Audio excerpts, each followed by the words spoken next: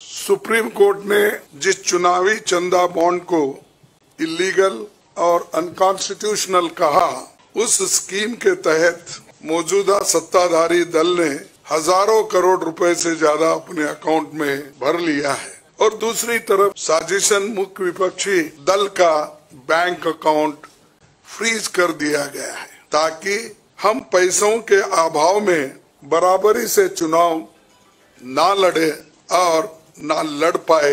ये सत्ताधारी दल द्वारा एक खतरनाक खेल है।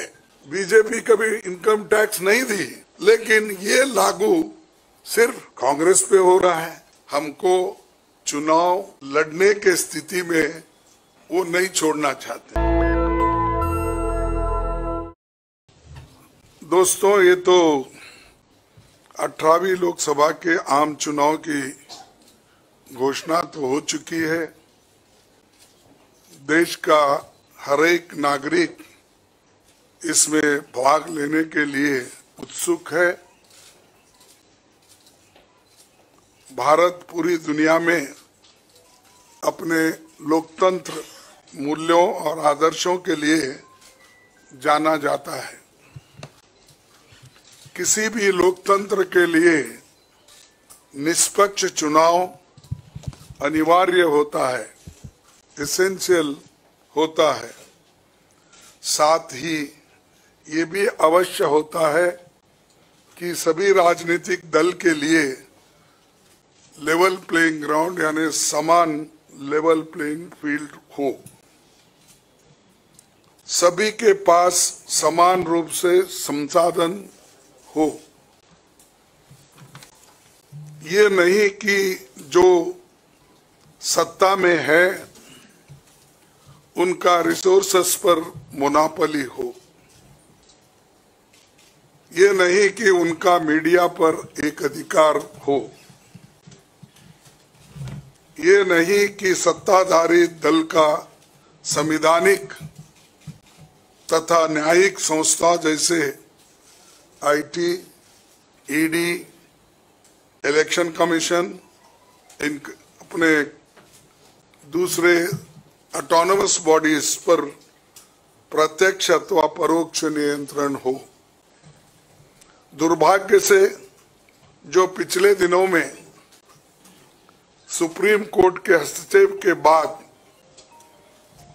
जो इलेक्टोरल बॉन्ड, चुनावी चंदा बॉन्ड के बारे में जो तथ्य निकलकर सामने आए, वो बहुत ही चिंताजनक है,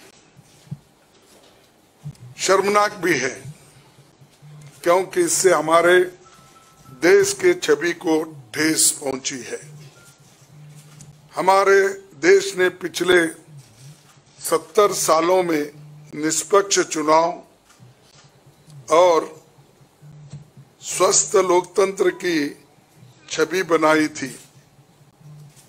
उस पर प्रश्न चिन्ह आज उठ गया है।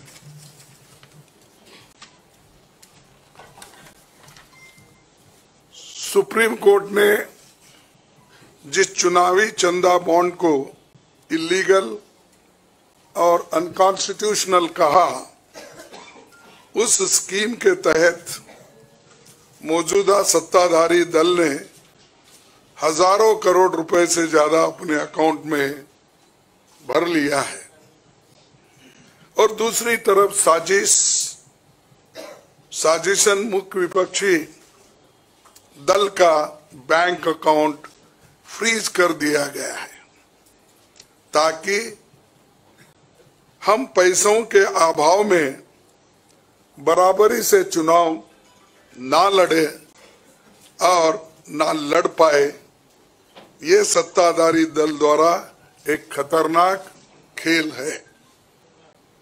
इसके दूरगामी प्रभाव होंगे, क्योंकि अगर डेमोक्रेसी को इस देश में बचाना है तो लेवल प्लेइंग ग्राउंड होना चाहिए। ऐसा भी नहीं होना चंद देशों में चुनाव हो रहे हैं, 99% वोट एक ही आदमी ले रहा है। ऐसा आपको तो मालूम हो गया रिसेंटली किन किन देशों में ऐसा हुआ है। तो ये सत्ताधारी दल द्वारा एक खतरनाक खेल खेला गया है। इसके दूरगामी प्रभाव होंगे, पर यह स्पष्ट है कि इस तरीके से किसी राजनीतिक दल को असहाय बनाकर चुनाव लड़ने में बाधा उत्पन्न कर और फ्री एंड फेयर इलेक्शन कभी नहीं कहा जा सकता। देश की जनता, एक आम नागरिक देख सकता है कि बीजेपी ने चुनावी चंदा बॉन्ड से 56% पैसे हासिल किए हैं, वही कांग्रेस को 11% ही मिले हैं। और ये वो पैसे जो बॉन्ड से बीजेपी ने लिए हैं, इसके अलावा जो कैश में इनके पास आता होगा तो कोई अकाउंट ही नहीं है। आप इनके खर्चे देखिए, हर तरफ इनका एडवर्टाइजमेंट लगा है और एडवर्टाइजमेंट में भी मोनोपोली बना ली है।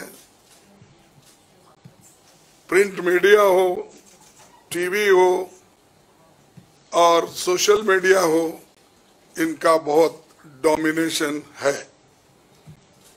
लेकिन इतने पैसे एक पार्टी जमा कर सकती है, हिंदुस्तान के 70 साल के डेमोक्रेटिक व्यवस्था में ऐसा कोई नहीं किया। ये पहली बार ये सरकार अनेक ढंग से पैसे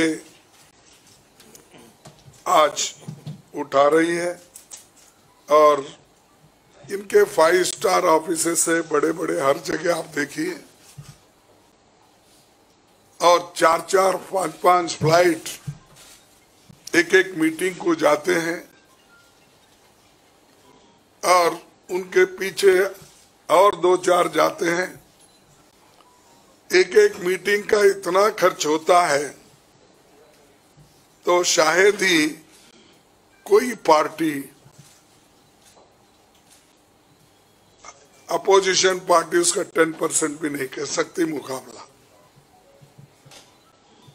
मैं कहना नहीं चाहता कि बीजेपी ने किस तरीके से कंपनियों से पैसे लिए, क्योंकि सुप्रीम कोर्ट तथ्यों की जांच कर रही है।